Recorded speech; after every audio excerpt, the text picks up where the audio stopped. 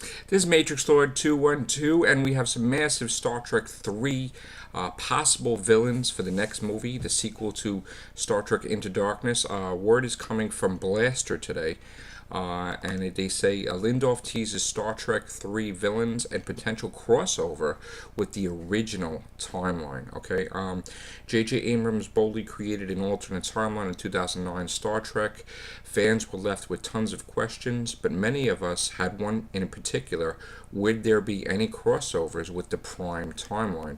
And here are some spoilers. In an interview with Hey You Guys, Star Trek scribe Damien Lindelof not only revealed who may be the bad guys of Star Trek 3, but also talked about the Borg and Q, two of the very fabled Star Trek villains, and a potential crossover with the Prime timeline.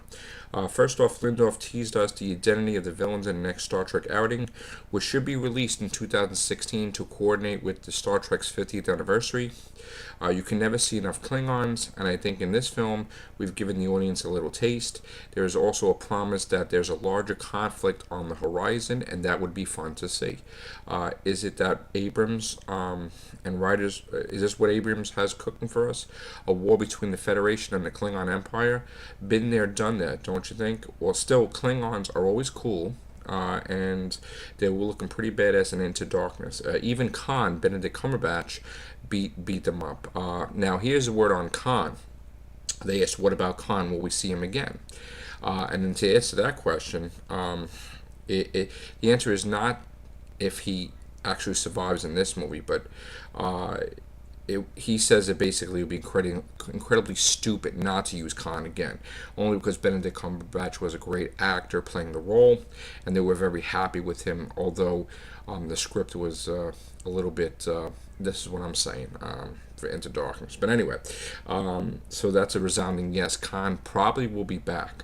Now, back to the Borg and Q, the possibility of a crossover with the Prime timeline. Here's what Lindelof had to say. You can't talk about Trek and not talk about the Borg, and certainly Q. Very ionic adversaries from the Next Generation, which is, outside from the original cast films, was my entry way into Star Trek, so I wouldn't mind getting towards the end of our run with Star Trek. Maybe baby Picard could be born. There also has some sort of crossover we're not thinking of. So, like I said, I predicted that they were going to return to the original Star Trek timeline, that they were going to restore the timeline somehow, and so that way they can continue with TV series. And I always talk to Daniel about this.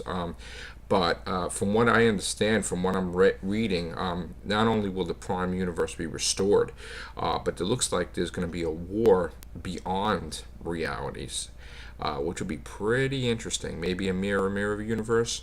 Maybe, this universe's Enterprise versus the Next Generation or something else. Whatever's going to happen in the 50th anniversary, there's a possibility you'll see Q and the Borg and these realities Klingon. So it looks to me that Star Trek, they have massive plans for Star Trek beyond the 50th anniversary, and also planning to restore the Prime universe. So Daniel, you should be very happy about that. So every fan gets what they want. Yes, they'll bring Khann back, which I did think was played great by Benedict Cumberbatch, but I was against it because Ricardo Montalban was amazing in the role. But I guess if they're going to do Khann, like use Khann to restore the universe, then that would be pretty awesome. So, can't wait. All right, so Star Trek 3 could be potential to be the greatest Star Trek movie of all time. Take care. Bye for now.